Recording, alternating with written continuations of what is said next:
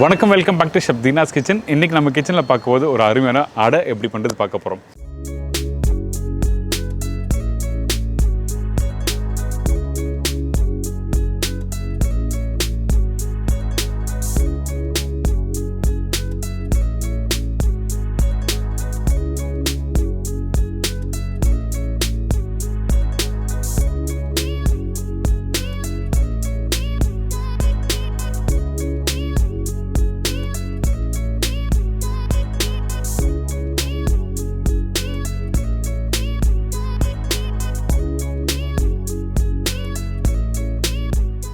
அடைனாவே பருப்பு வச்சு நீங்கள் பண்ணி பார்த்துருப்பீங்க, அதில் அரிசியும் போட்டிருப்போம்.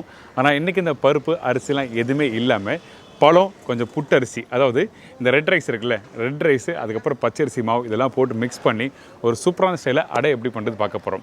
இந்த அடை மார்னிங் பிரேக்ஃபாஸ்ட்லையும் சாப்பிட்லாம், ஈவினிங் ஸ்நாக்ஸும் சாப்பிட்லாம். அந்தளவுக்கு ஒரு ஹெல்த்தியான ஒரு ப்ரிப்பரேஷன். இன்றைக்கி நம்ம சேனலில் ஒரு ஸ்பெஷலான இந்த பழம் அடை, அதாவது பழம் அடை இல்லை, இனிப்பு அடைன்னு சொல்லுவாங்க. ஸோ இந்த ப்ரிப்பரேஷன் எப்படி பண்ணுறது பார்க்க போகிறோம். அதுக்கு முன்னாடி இந்த டிஷ்ஷுக்கு தேவையான பொருட்கள் பார்த்தலாமா? இந்த ப்ரிப்பரேஷன் தேவையான பொருட்கள்: ரெட் ரைஸ் புட்டு மாவு 100 கிராம், பச்சரிசி புட்டு மாவு 100 கிராம், வாழைப்பழம் 8லிருந்து 10 நம்பர், நாட்டு சர்க்கரை தேவையான அளவு, ஏலக்காய் powder 1/2 teaspoon, mixed dry nuts and fruits 3 table spoon, நெய் 2 டீஸ்பூன். இதாங்க இந்த ப்ரிப்பரேஷன் தேவையான பொருட்கள். இந்த அடை ரெடி பண்ணுறதுக்கு ஃபஸ்ட்டு நம்ம என்ன பண்ணுறோன்னா, நம்மக்கிட்ட இருக்க இந்த ரெட் ரைஸ் புட்டு மாவும் அதுக்கப்புறம் பச்சரிசி புட்டு மாவும் ரெண்டுத்தையும் மிக்ஸ் பண்ணுறோம். நீங்கள் ரெடிமேட் பேக்கெட்டு யூஸ் பண்ணலாம், ஒன்றும் தவறில்லை. ஆனால் வீட்டில் ஊற வச்சு அரைச்சி ரெடி பண்ணுற மாவு எப்போவுமே நல்லாயிருக்கும்.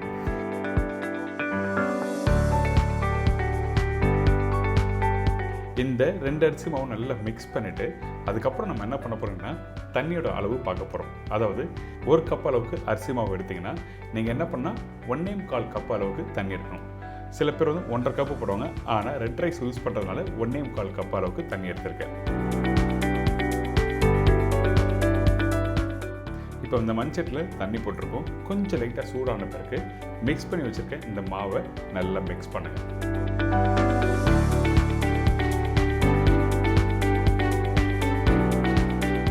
தண்ணியில் மிக்ஸ் பண்ணுற டைமில் நம்ம என்ன பண்ணுறோம், அடுப்பை மினிமமான ஃப்ளேம் வச்சுருக்கணும். அதே டைமில் மாவு நல்லா குக் பண்ணுங்கள். குறைஞ்சபட்சம் ஒரு 4 to 5 மினிட்ஸ் டைம் எடுக்கும். ரெடியான பிறகு ஒரு கெட்டியான ஒரு பக்குவம் கிடைக்கும். கையில் எடுத்தினா ஒட்டாத பக்குவத்துக்கு இந்த மாதிரி கரெக்டாக வந்திருக்கும். பார்த்தீங்களா, இப்போது ரெடி ஆகிடுச்சு. ரொம்ப ஈஸி ப்ரிப்பரேஷன் தான். மார்னிங் பிரேக்ஃபாஸ்ட் டைமில் இந்த மாதிரி டிஷ்ஷில் நீங்கள் வீட்டில் ட்ரை பண்ணி பார்க்கலாம், ரொம்ப நல்லாயிருக்கும். அதே டைமில் ஈவினிங் டைமில் நீங்கள் ட்ரை பண்ணலாம். இப்போது சூடு ஆறின பிறகு பார்த்தீங்கன்னா கொஞ்சம் ட்ரையாக இருக்கும். இந்த இடத்துல நம்ம என்ன பண்ணுறோன்னா, ஏற்கனவே மேஷ் பண்ணி வச்சுருக்க இந்த பழம், அதாவது வாழைப்பழம், இதில் ஆட் பண்ணுறோம்.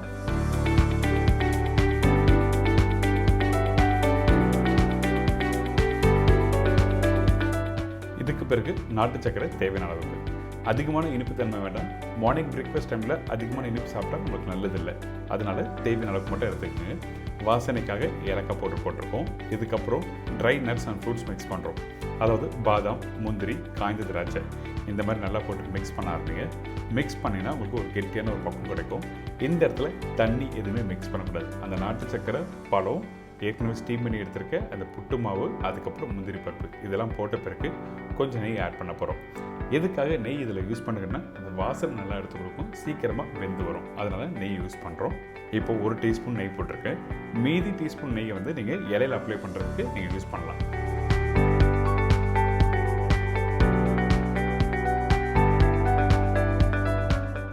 அடுத்து நம்ம என்ன பண்ணுறோம், இந்த மாதிரி இலை எடுத்துக்கோங்க. வாழை நீட்டாக கட் பண்ணிக்கோங்க. அதுக்கப்புறம் கொஞ்சம் லைட்டாக கீ அப்ளை பண்ணியிருக்கேன். ஏற்கனவே ரெடி பண்ணி வச்சுருக்கேன் இந்த மிக்சரை ரவுண்டாக பிடிச்சி நீங்கள் அடை மாதிரி கொஞ்சம் மெலிசாக தட்டுங்க. ரொம்ப திக்காக இருந்தால் குக் பண்ண டைம் அதிகமாகும். அதே டைமில் ரொம்ப நேரம் குக் பண்ணால் அந்த டேஸ்ட்டு மாறதுக்கு வாய்ப்பு நிறைய இருக்குது. அதனால் கரெக்டான பக்குவத்துக்கு ஒரு சின்ன விரலோட பாதி அளவுக்கு நீங்கள் மடிச்சிடணும். இந்த மாதிரி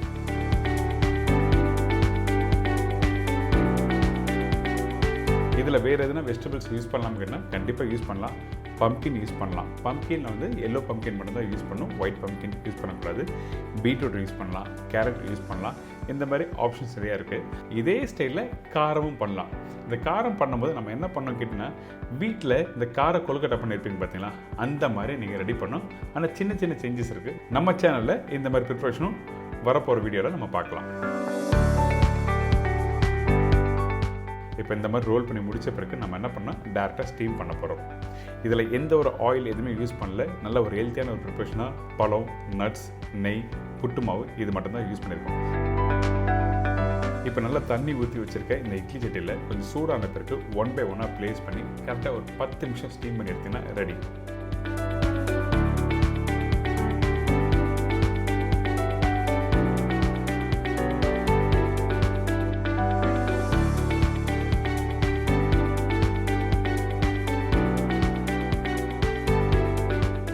இப்போ ரெடி ஆயிடுச்சு. பார்க்கும்போது அப்படியே சாப்பிடணும் போல் இருக்குல்ல. அந்தளவுக்கு ஒரு சூப்பரான ப்ரிப்ரேஷனு. நல்லா ஹாவி பறக்க பறக்க சூடாக இருக்குது. கையில் எடுக்கும்போது எனக்கு கை சூட ஆரம்பிச்சிது. அதனால தான் நான் என்ன பண்ணேன், கையில் எடுக்கும்போது பெரட்டி எடுத்தேன். ஸோ நீங்கள் வீட்டில் பண்ணும்போது கவனமாக கையில் எடுங்க. சூடு கொஞ்சம் ஆறின பிறகு நீங்கள் சாப்பிட்டீங்கன்னா ரொம்ப நல்லாயிருக்கும். இந்த இடத்துல நீங்கள் அணி கொஞ்சம் யூஸ் பண்ணலாம். அதாவது தொட்டு சாப்பிட்றதுக்கு சம்திங் ஒரு ட்ரை ஆகிடுச்சு அப்படி ஃபீல் பண்ணிங்கன்னா கொஞ்சம் அணி, சுக்கு பவுடர், லெமன் இந்த 3த்தையும் மிக்ஸ் பண்ணிவிட்டு இந்த அடை மேலே போட்டு நீங்கள் சாப்பிட்டீங்கன்னா அந்த அளவுக்கு பிரமாதமாக இருக்கும்.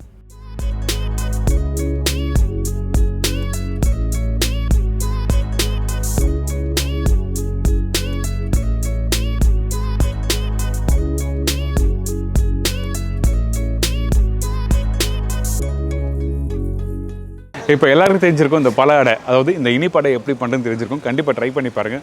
ஒரு ஃபென்டாஸ்டிக்கான ஸ்டைலில் கொடுத்துருக்கேன். இந்த ப்ரிப்பரேஷன் பார்க்குறது ரொம்ப பெரிய ப்ரிப்பரேஷன் மாதிரி இருக்கும். ஆனால் அப்படிலாம் இல்லைங்க. வாழையில இருந்தால் போதும். மாவு நல்லா மிக்ஸ் பண்ணிவிட்டு கரெக்டாக ஸ்டீம் பண்ணி எடுத்திங்கன்னா ஒரு சூப்பரான ஒரு ஹெல்த்தியான ஆயில்லாம் எதுவுமே போடாமல் இன்றைக்கி சொல்லி கொடுத்துருக்கேன். ட்ரை பண்ணுங்கள். மறக்காமல் உங்கள் ஃபீட்பேக் கொடுங்க. இதே மாதிரி நாளைக்கு இன்னொரு டிஷ்ஷை சந்திக்கிறேன். நன்றி, வணக்கம். See you, bye bye. Take care.